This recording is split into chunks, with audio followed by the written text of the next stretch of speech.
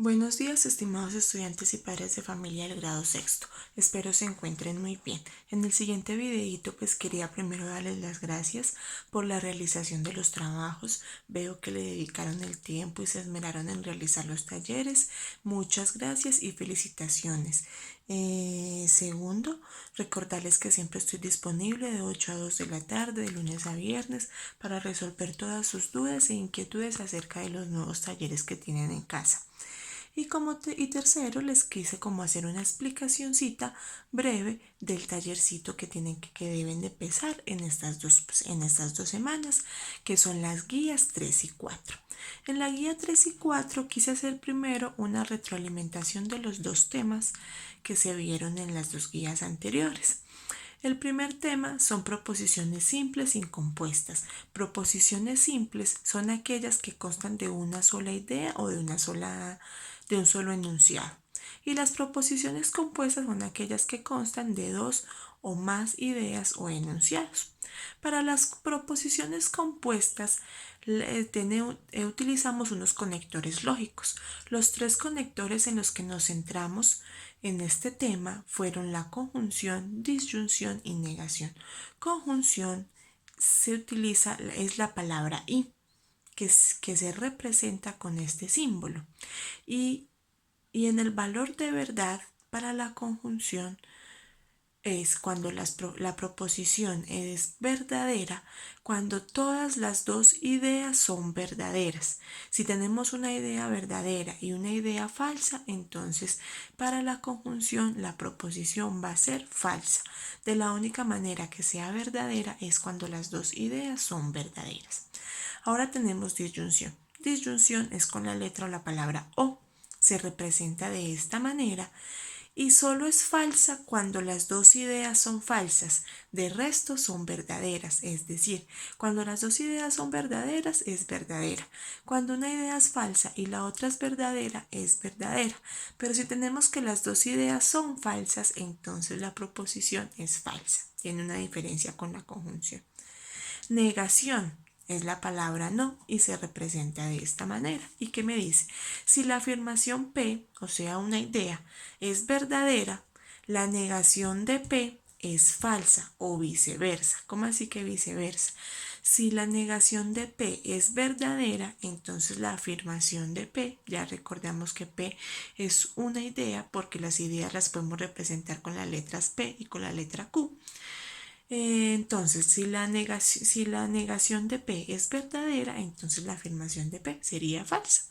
Bueno, vamos a analizar acá estos tres ejemplos. Me dice, 3 por 6 es igual a 18 y 4 por 9 es igual a 36. Tenemos dos ideas, una idea y otra idea acá, ¿cierto?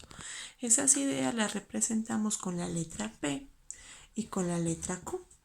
¿Y qué conector encontramos? Encontramos conjunción con la letra o la palabra y se representa con este símbolo. Ahora vamos a mirar si esta proposición es verdadera o es falsa, ¿sí? Analizando cada una de las ideas. 3 por 6 es igual a 18, eso es verdadero. 4 por 9 es igual a 36, eso es verdadero.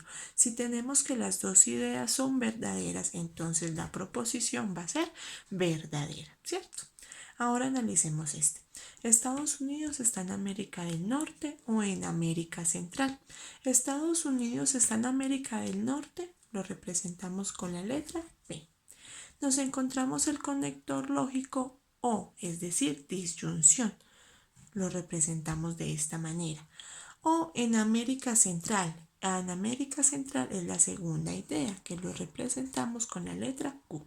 Ahora, para encontrar su valor de verdad, vamos a analizar cada una de las ideas. Me dice, Estados Unidos está en América del Norte, eso es verdadero. O está en América Central, eso es falso, ¿cierto? Porque ya dijimos que está en América del Norte, entonces pues no puede estar en dos lugares al mismo tiempo. Es decir, que en América Central eso es falso. Si yo tengo que una idea es verdadera y la otra idea es falsa, la proposición en general sigue siendo verdadera. ¿Sí? A diferencia de la I. Cuando tenemos la I, solo es verdadera cuando las dos son verdaderas, porque la palabra I me quiere decir que incluye todo lo que está enumerando. En cambio, cuando me encuentro la letra o la palabra o, me quiere decir que una de los dos está bien, ¿sí? Que yo me puedo ir o por una o por la otra sin pasar nada. Entonces, por eso acá, cuando una es verdadera y la otra es falsa, la proposición sigue siendo verdadera, ¿cierto? Ahora tenemos acá una con negación. Entonces tenemos 9 por 9 es 90. Vamos a analizar ahorita si eso es verdadero o falso. Lo representamos con la letra P. 9 por 9 no es 90. Como estamos hablando de la misma idea, le ponemos la letra P, pero le anteponemos el símbolo de negación, ¿cierto? Ahora vamos a analizar su valor de verdad. 9 por 9 es 90. Eso es falso. Entonces ya sabemos que cuando la afirmación es falsa, entonces la negación viene a ser verdadera, porque 9 por 9 no es 90, eso es verdadero, no es 90. Entonces esa es como la dinámica pues de las proposiciones. Bueno, después de las proposiciones vimos un temita de estadística, que es estadística y 4 términos claves para estadística. Entonces tenemos que estadística es la ciencia que estudia los procedimientos y estrategias para la recolección, análisis e interpretación de datos. ¿Cómo así de datos? De datos que recolectamos por medio de entrevistas, de encuestas, de observaciones, ¿sí? ¿Qué hacemos con las encuestas y de entrevistas? Averiguar características, preferencias de un grupo de personas, ¿cierto? O de un grupo de elementos. Ahora, tenemos 4 términos muy importantes en estadística que me dice de población. Grupo grande de elementos con propiedades en común. Es decir, la población es el grupo más grande que tiene alguna característica en común. Ahorita vamos a analizar un ejemplo. Muestra, grupo pequeño tomado de dónde? De la población. La muestra es necesaria tomarla cuando la población es muy numerosa. Cuando la población es muy numerosa, entonces a mí se me dificulta aplicarle una encuesta o una entrevista a esa cantidad de personas o de elementos. Entonces, ¿yo qué hago? Selecciono una muestra que me represente esa población y así poder hacer más sencilla la recolección de los datos, ¿cierto? A cada uno de los elementos o personas de esa muestra y de esa población se le llama individuo. Ahora, dato. Es el valor de la variable asociada a un elemento. Para analizar este concepto vamos a ver primero qué es variable. Característica de interés, es decir, qué es lo que yo quiero averiguar de esa población y de esa muestra que he seleccionado, ¿cierto? Las variables pueden ser cuantitativas y cualitativas. ¿Cómo sé yo cuándo es cualitativa y cuándo es cuantitativa? Es cuantitativa cuando yo voy a realizar la pregunta de la encuesta, yo pregunto cuánto.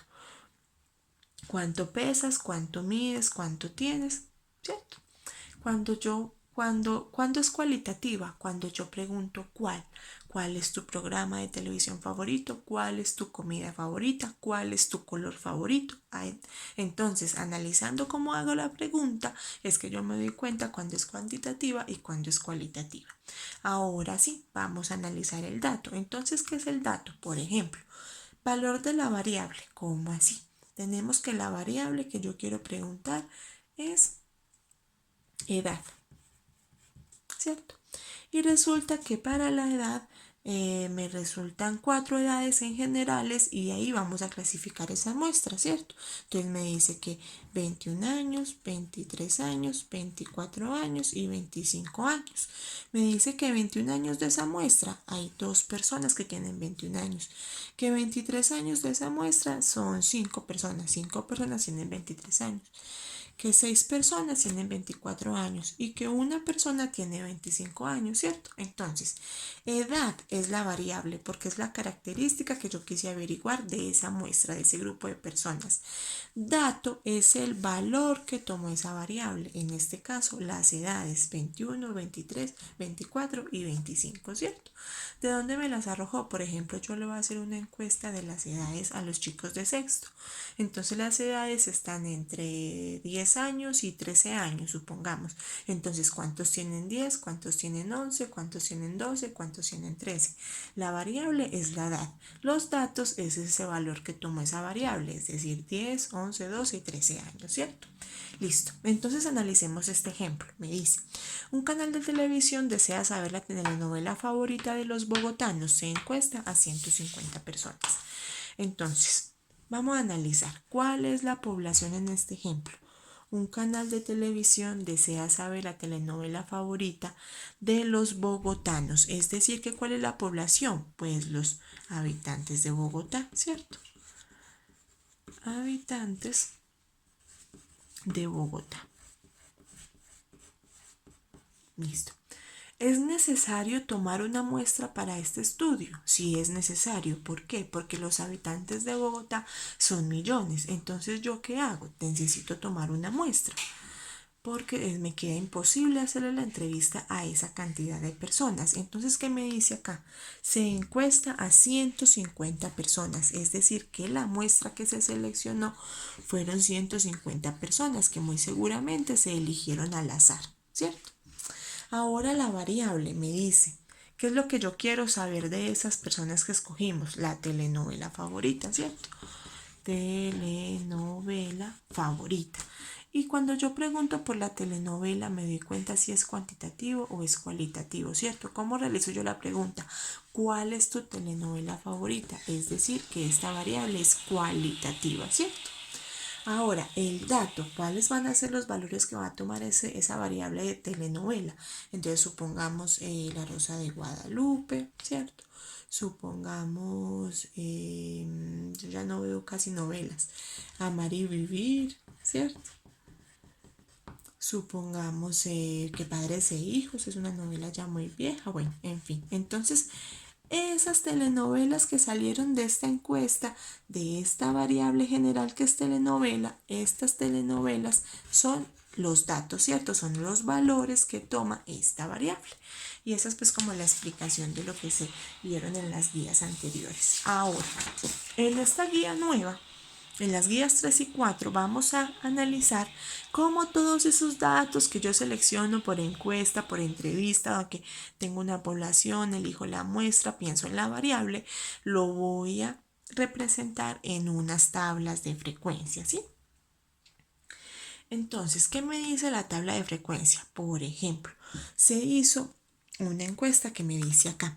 Al realizar una encuesta acerca del lugar de nacimiento de los 34 estudiantes de un curso, se obtuvieron los resultados que muestran en la siguiente tabla. Entonces, ¿cuál era la variable? Lugar de nacimiento, ¿cierto? ¿Cuáles son los datos? Los valores que tomó esa variable, que cuáles fueron Bogotá, Cali, Cartagena y Medellín. Este lo ubico en la primera columna, ¿sí? Acá en esta primera fila va la variable, ¿cierto? El lugar de nacimiento. Lo dividimos en el momento en 3 columnas, porque eso después le van a salir qué frecuencia absoluta, qué frecuencia relativa, una cantidad de análisis que todavía no vamos a ver. Nos vamos a quedar con estas 3 columnas por el momento. Entonces me dice ciudad de origen. Ya sabemos que estos fueron los 4 datos que surgieron de esta variable. Conteo, yo puedo hacerlo por líneas, por punticos, por estrellitas, por corazoncitos, ¿cierto? Algo que me ayude a mí a realizar el conteo de esos votos cada uno de esos lugares de nacimiento en este caso, ¿cierto? En este caso lo hicimos con rayas, ¿sí?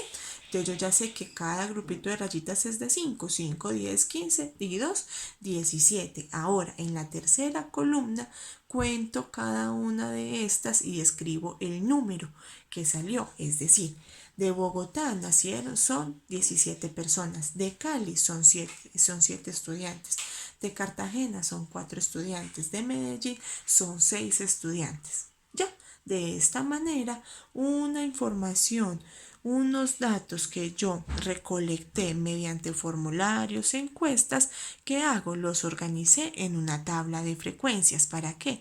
Para poder que me permite mejor su estudio, su clasificación y ordenar mejor las ideas para después llegar a representar esto en diagramas de barras, diagramas lineales, diagramas circulares. Bueno, esto es todo lo que vemos acá en esta guía. Ya saben que cualquier duda, cualquier inquietud, me pueden preguntar sin ningún problema. Ya saben que siempre estoy dispuesta a contestarles, me pueden escribir, me pueden llamar. Que estén muy bien y un feliz día.